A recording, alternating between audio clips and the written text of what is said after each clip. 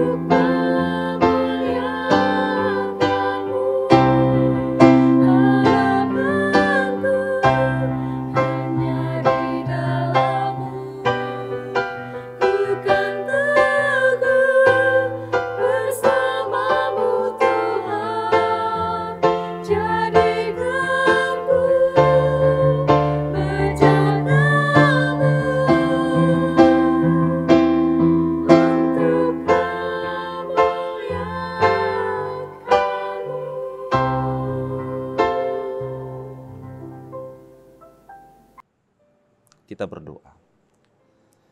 Kasih karunia dan damai sejahtera dari Tuhan Allah Bapa dan dari anaknya Tuhan Yesus Kristus kiranya menyertai saudara sekalian. Amin.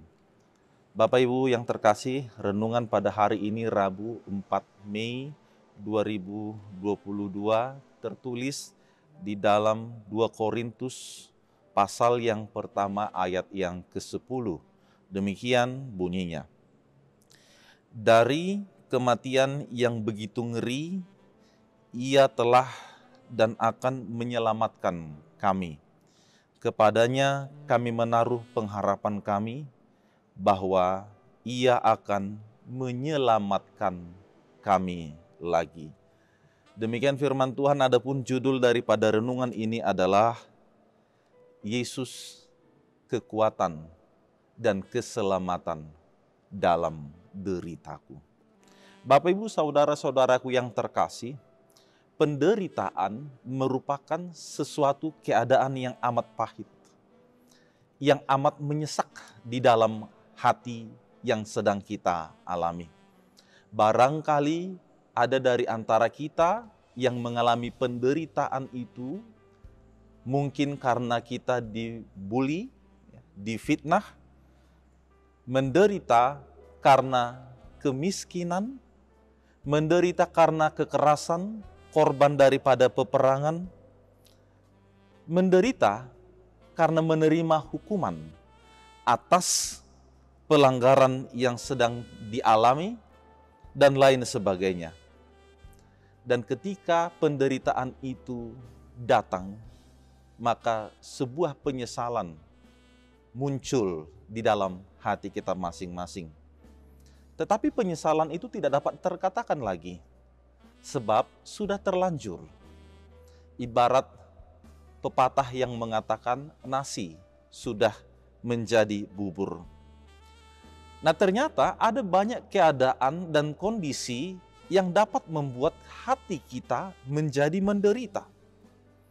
Bahkan ada penderitaan itu oleh karena diri kita sendiri. Yang pasti, semua orang tidak siap untuk menerima penderitaan itu. Kalau boleh tidak menderita, mengapa harus menderita? Barangkali kita berkata demikian. Dan ketika seseorang mengalami penderitaan itu ada berbagai macam reaksi. Mungkin ada yang menyalahkan Allah, mungkin juga ada yang berkata sepertinya Allah sudah tidak mengasihiku lagi. Mungkin kita juga menuntut kepada Tuhan, mengapa harus saya yang menderita? Mengapa bukan dia atau orang lain yang barangkali kita pandang layak untuk menerima segala sesuatunya itu. Dan masih banyak alasan kita. Ekspresi kita juga di saat mengalami penderitaan itu berbeda-beda. Ada yang sampai menangis, ada yang sampai larut di dalam kesedihan dan macam-macam lainnya. Nah, Bapak Ibu Saudaraku terkasih, Paulus melihat penderitaan itu bukan karena atas perkara jasmani. Penderitaan itu bukan oleh karena perasaan kita, seperti yang dikatakan tadi mungkin karena dibuli. Tetapi penderitaan yang dimaksud oleh Rasul Paulus di sini adalah karena iman. Di dalam ayat yang ke-8 dia berkata, kami mau supaya saudara-saudara tahu akan penderitaan yang kami alami di Asia Kecil. Beban yang ditanggungkan begitu besar dan berat, sehingga kami telah putus asa juga akan hidup kami. Berarti penderitaan itu karena iman. Karena tetap mempertahankan kesetiaan di dalam Kristus. Karena memberitakan akan firman, akan apa yang baik itu. Dan kemudian di dalam ayat 9 dikatakan, kami merasa seolah-olah dijatuhi hukuman mati. Pahit sekali, bukan Bapak Ibu Saudara-saudaraku sekalian? Iya, ketika kita harus menahan penderitaan itu karena kita berbuat yang benar. Karena kita bertahan di dalam kesetiaan kepada Tuhan.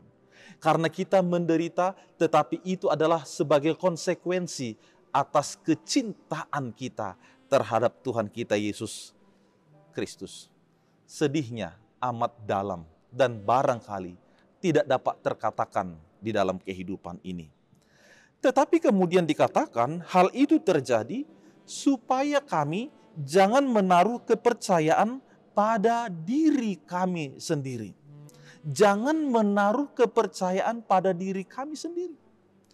Ternyata kalaupun kita menderita karena Kristus dan karena iman kesetiaan kita kepadanya, agar di dalamnya kita tidak mengandalkan kekuatan duniawi atau kekuatan diri kita sendiri. Tetapi bagaimana kita meletakkan dan menyampaikan segala sesuatunya itu kepada Allah, yang mana ialah yang akan membangkitkan orang-orang mati. Sehingga dikatakan dari kematian yang begitu ngeri, ia telah menyelamatkan kami. Artinya Yesus Kristus yang telah menang dari kematian itu, itulah yang telah menyelamatkan. Maka kepadanya kami menaruh pengharapan kami bahwa ia akan menyelamatkan kami lagi. Jadi sebagaimana Kristus yang menahan penderitaan itu, maka demikian jugalah orang-orang yang beriman yang setia, bahwa Yesus Kristus akan kembali menyelamatkan kita di tengah-tengah pergumulan yang sangat berat itu. Nah, oleh sebab itu Bapak Ibu Saudara-saudaraku yang terkasih, bila kita menderita karena iman kita kepada Yesus Kristus, itu bukan sesuatu hal yang kita anggap sebagai sebuah beban, atau yang kita anggap sebagai sebuah hukuman, atau bahkan yang lebih pahit daripada itu. Tetapi itu adalah sukacita. itu adalah berkat. Nah, pertanyaannya adalah bagaimana itu kita anggap menjadi sebuah berkat di dalam kehidupan ini. Bila kita tetap mengarahkan hidup ini kepada Yesus Kristus. Bila mana Yesus Kristus yang telah berkorban, yang telah menderita, maka hal itu membawa sukacita bagi seluruh umat manusia di dunia ini, menjadi sukacita karena kita menjadi dibebaskan dan ditebus oleh darahnya yang kudus itu. Maka sekalipun kita menderita saat ini yang telah merasakan karya penyelamatan Yesus, maka hal itu juga menjadi sukacita kepada kita. Sukacita kepada orang lain. Sukacita karena kita senantiasa mempertahankan apa yang baik dan yang benar. Dan itu pun bisa menjadi teladan yang baik kepada orang lain agar tetap bertahan. Sebab itulah firman Tuhan di dalam Matius 5 ayat 11 yang mengatakan, berbahagialah jika karena aku kamu dicela, dianiaya, difitnah, segala yang jahat, sebab upahmu akan besar di surga. Berbahagialah kita kalau kita tetap cinta Yesus selama-lamanya. Kemudian kepada kita juga disampaikan bahwa di dalam penderitaan, di sana kita juga akan dapat merasakan penghiburan yang berlimpah-limpah dari Allah. Terkadang kita hanya lebih banyak meratap dan melihat penderitaan itu, sehingga kita tidak merasakan penghiburan yang Tuhan sediakan kepada kita. Kalau kita melihat dan kembali mengoreksi akan perjalanan kehidupan ini, sesungguhnya kita berkata, ada banyak karya Tuhan, ada banyak kebaikan Tuhan, ada banyak sukacita yang Tuhan berikan kepada kita. Maka itulah penghiburan kepada kita di balik segala beban, persoalan, bahkan duka cita itu. Dan yang kemudian yang terakhir dikatakan, penderitaan yang kita alami dan yang sedang terjadi bukan membuat kita menjadi jauh dari Tuhan, akan tetapi menuntun kita, menuntun saudara untuk semakin mendekatkan diri kepada Tuhan. Itu dikatakan di dalam firman-Nya. Paulus berkata di dalam Filipi 4 ayat 13, segala perkara dapat kutanggung di dalam Dia yang memberi kekuatan kepadaku. Maka Yesuslah kekuatan, Yesuslah keselamatan di dalam derita kita yang sedang kita alami kini. Percayalah, pertolongannya akan sungguh-sungguh nyata bagi kehidupan kita sekalian. Amin, kita berdoa. Terima kasih ya Tuhan Allah Bapa kami di surga atas kasih penyertaan-Mu di dalam kehidupan kami. Hari ini kami kembali mengecap dan menikmati hari yang penuh berkat, hari yang penuh sukacita, kesehatan, penyertaan-Mu yang begitu sempurna. Maka hati dan jiwa kami pada saat ini bernyanyi, bersukacita di dalam rasa syukur kepadamu. Kami percaya bahwa Engkau akan tetap kekal menyertai kami selama-lamanya. Yesuslah kekuatan, Yesuslah keselamatan di dalam kehidupan kami, atas segala derita kami. Sebagaimana firman-Mu yang telah kami dengarkan pada saat ini, agar di dalam penderitaan itu kami tetap bertahan di dalam iman. Kami tetap setia kepada Engkau, dan kami tetap merasakan penghiburan, kekuatan yang daripada-Mu. Mampukan kami untuk tetap bertahan, untuk tetap tekun di dalam iman kami. Sehingga hal apapun itu tidak dapat memisahkan kami daripada Engkau. Biarlah juga kami tetap melihat hari depan yang penuh pengharapan bersama dengan Tuhan. Bahwa di dalam kehidupan ini, di dalam perjalanan kami ke depan, penyertaan-Mu sedang ada dan menanti kami untuk memberikan berkat dan kebaikan kepada kami sekalian. Sertailah seluruh kami yang mendengarkan renungan ini. Biarlah hidup kami hanya dapat dimenangkan dan dikuatkan, ditopang oleh karena kebenaran firman. Di dalam nama Yesus Kristus kami berdoa. Amin. Anugerah Tuhan kita Yesus Kristus dan kasih setia Allah Bapa dan persekutuan Roh Kudus kiranya menyertai saudara sekalian. Amin. Selamat pagi Bapak Ibu Saudaraku sekalian, selamat beraktivitas, Tuhan Yesus memberkati.